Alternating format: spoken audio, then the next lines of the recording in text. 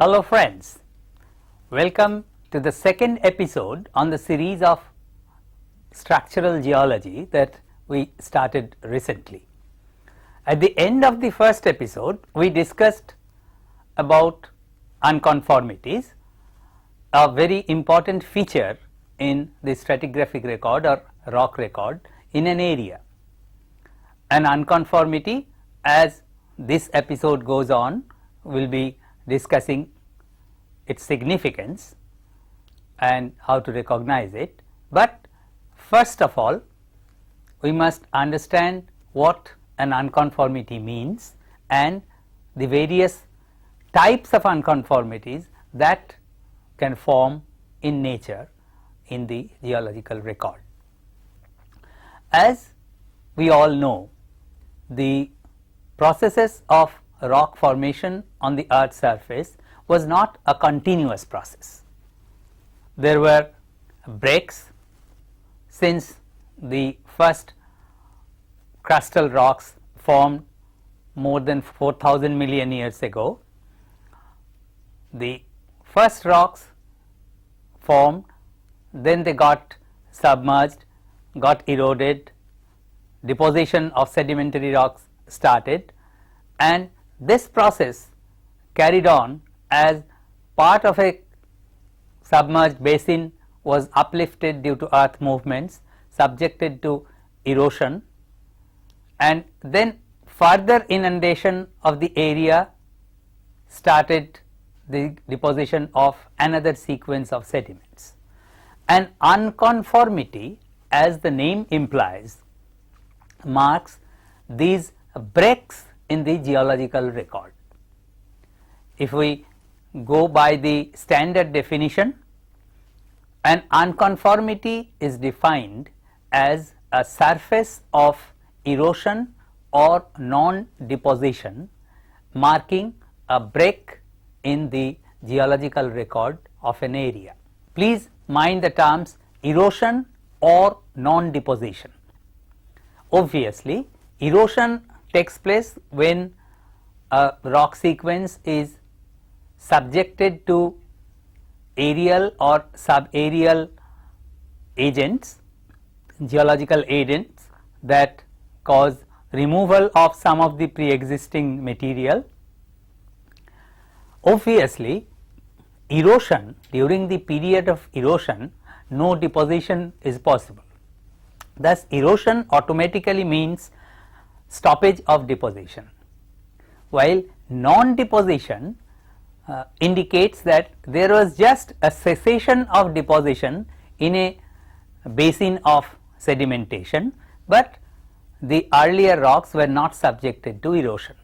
Now, if we elaborate on it, that premise we started with, that in the continental crust, several areas were subjected to alternate covering by large bodies of water and then exposure to air, subjecting the earlier rocks to be eroded.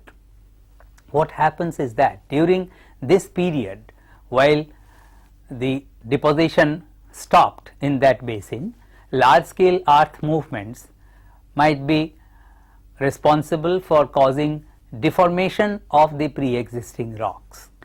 Their structures, represented by the strike and dip of planar structures, plunge and pitch of linear structures, their structures get changed from the original orientation, they get deformed.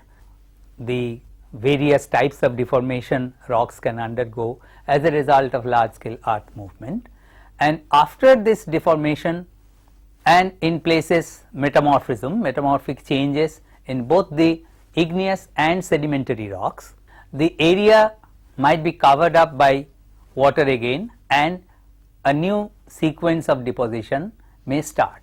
Based on the visual appearance of the unconformity and the time gap, the extent of the time gap between the older set of rocks and the younger set of rocks, unconformities are broadly subdivided into 4 categories.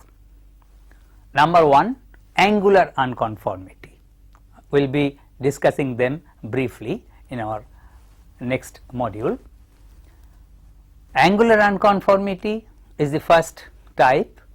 Second type is disconformity. The third variety is non-conformity, and the fourth variety is paraconformity. These are the 4 major types of unconformities. Besides them, there are local unconformities or diastems that occur within a otherwise continuous sequence of deposition. Now, let us start elaborating on the different types of unconformities.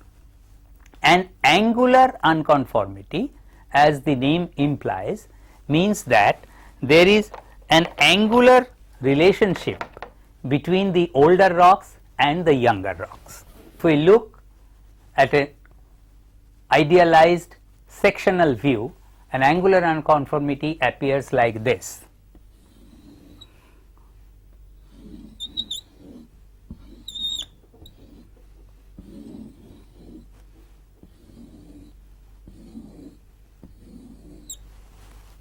The older rocks, after deposition and consolidation into sedimentary rocks, were subjected to regional scale deformation and possibly metamorphism. That led to the change in orientation of the planar structures in the rocks. By the way, it should be kept in mind that for angular unconformity, both the sets of rocks below and above the unconformity surface should have planar structures present in them. The surface U dash, an irregular surface of erosion, is produced as a result of the underlying deformed rocks being elevated and subjected to erosion, producing a roughly horizontal surface. Then, as these eroded rocks are again inundated by water, deposition starts after a gap of time, and the overlying sequence starts depositing subparallel to the surface of erosion, which is often horizontal.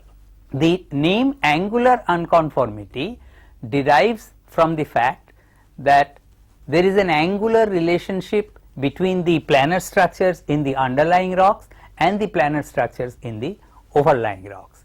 The unconformity surface being an irregular surface of erosion, and obviously it represents a fairly large time gap, because the underlying rocks needs to be deposited, consolidated, deformed, subjected to erosion and further subsidence. Number 2, disconformity. Disconformity is technically an irregular surface of erosion, but the planar structures in the rocks above and below are more or less parallel. Disconformity implies that the underlying rocks, after getting deposited, were not subjected to large scale deformation processes, making the time gap a little shorter than represented by the angular unconformity. After the deposition stopped, the rocks were uplifted, subjected to erosion, producing an irregular surface, and then again there was subsidence of the rocks, deposition started above them, the planar structures in the rocks above and below remaining mutually parallel. The third major type of unconformity, non-conformity. Non-conformity is a specific term used when the rocks underlying the irregular surface of erosion are massive rocks lacking any planar structure. To distinguish it from angular and disconformity, the term nonconformity is used, where the unconformity surface is an irregular surface of erosion, but the angularity cannot be established because there are no planar structures in the underlying rocks, while the overlying rocks have a set of planar structures. Thus, it implied that the underlying rocks are either plutonic igneous rocks or massive metamorphic rocks, over which erosion took place due to exposure to air, and then subsequently subsidence took place again and deposition continued. The planar structures in the overlying sequence is naturally at an angle to the surface of erosion. In nonconformity, the overlying rocks might be either sedimentary rocks showing bedding, or they may be volcanic rocks showing primary floor layers. In the fourth type of unconformity, paraconformity, as the name implies, the prefix para means almost or nearly. So, in paraconformity, actually there is no visible break between the older rocks and the younger rocks.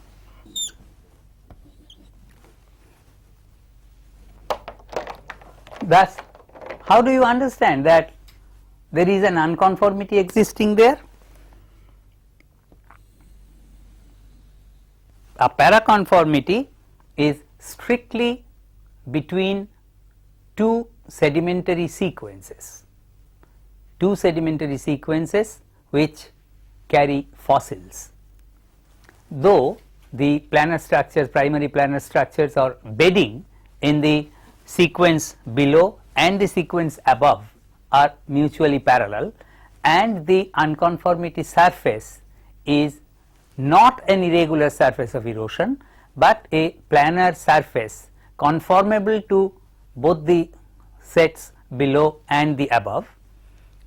The time gap that there was no deposition between the older sequence and the younger sequence, it can be established if we can identify the age of the topmost layer in the lower sequence and the bottom bed of the upper sequence. With the help of fossils, it is very easy to determine the age of sedimentary layers.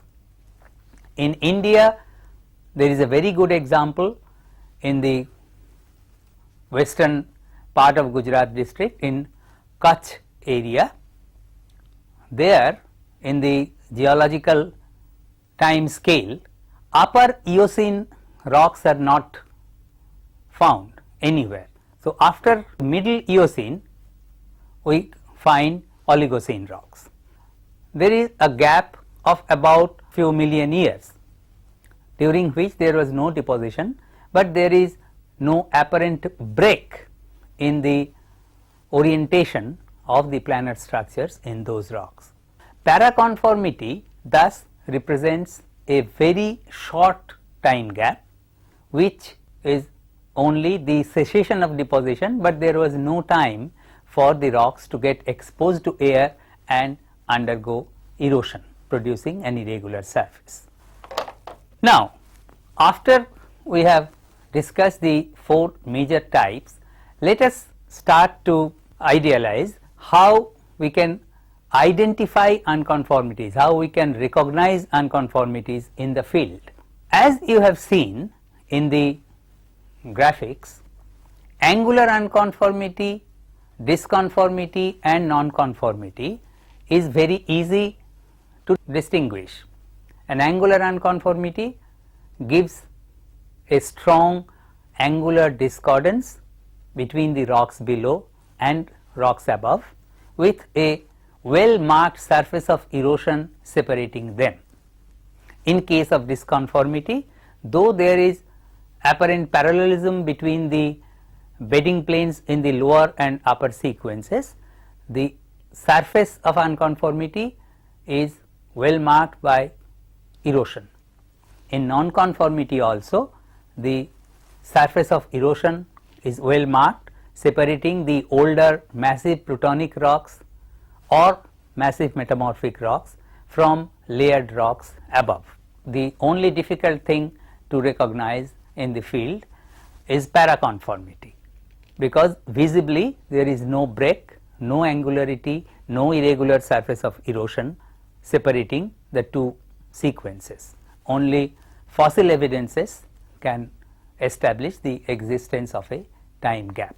However, we must consider the other structural features that can be apparently similar to unconformities.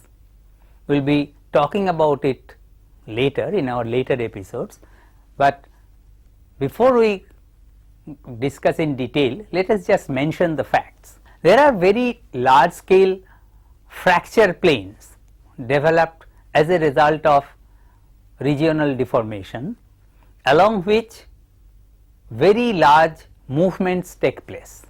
Thus, low dipping or gently inclined fracture planes along which rocks from a widely separated area are brought over rocks in another area, there will be a marked break in the lithological characters above and below this surface, and also there may be a strong angular difference between the orientation of the rocks below and the rocks above. So, these surfaces, known as thrusts or over thrusts, may look at places like unconformities, where the rocks below are at an angle to the surface, while the rocks above are subparallel or at a low angle to the surface. Similarly, in case of nonconformity, an intruding plutonic rock that rises from below and cuts into pre-existing sedimentary rocks may apparently look like a nonconformity. It is difficult if no special features are developed, but usually between a nonconformity and an intrusive plutonic contact, it is easy to distinguish with the help of certain features. Let us discuss those features briefly here. If the underlying massive plutonic rocks are older and the sediments above are younger, that is, the surface is a surface of nonconformity, then what will happen? Logically, the overlying sedimentary rocks will be derived by erosion of the underlying rock.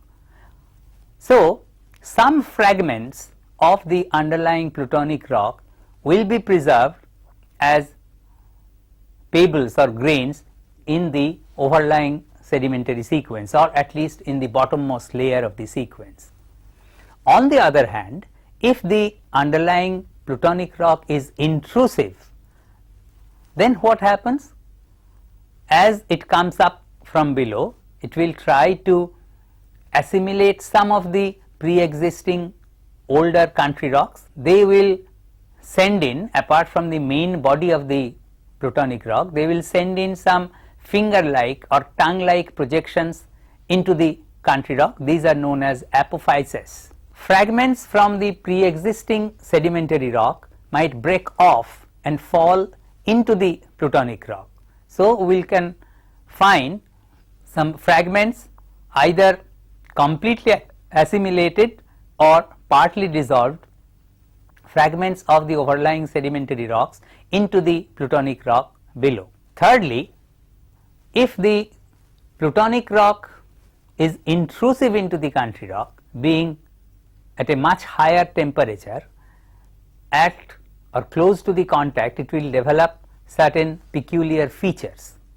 Very close to the contact, where it cools very quickly, the grain size will be much finer than in the interior part of the Pluton. The hot magma, when coming in contact with the cold sedimentary sequence above, will cause some baking. Sedimentary rocks above might turn into pumice like a rock in contact with the hot Pluton. There might be some minerals developing in the contact zone known as the contact aureole. The minerals in the sedimentary rocks at a high temperature might get converted into some specific minerals like cordierite, or may produce a metamorphic rock called hornfels. So, the presence of these, the presence of baking effect, presence of a chilled or fine grained margin within the plutonic rock, or the presence of contact aureoles around the plutonic sedimentary contact will indicate that the Pluton is actually intrusive and not an older one over which the sedimentary sequence was deposited. And as I have said time and again, a paraconformity is impossible to detect unless there are fossils in the rocks at the topmost layer of the underlying sequence and at the bottommost layer of the overlying sequence. If with the help of fossils we can establish the absolute age, the geological age of the rocks, and we can find that there is a large gap in deposition, we can recognize the presence of a paraconformity.